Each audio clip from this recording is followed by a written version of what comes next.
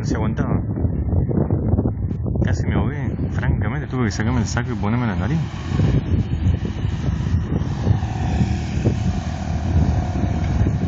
Estaba con mi novia y ella se reía como un diablo de la tierra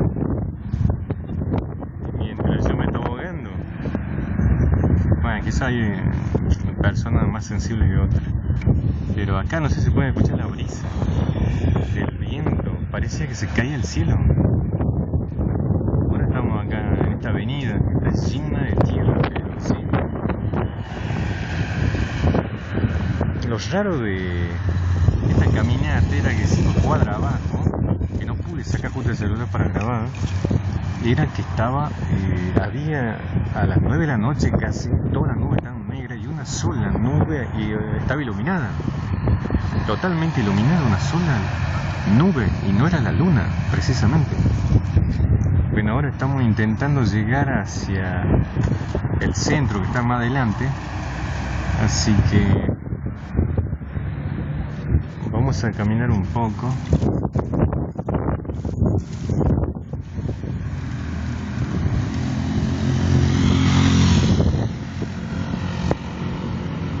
Bueno, nos vemos de acá a 5 minutos nuevamente.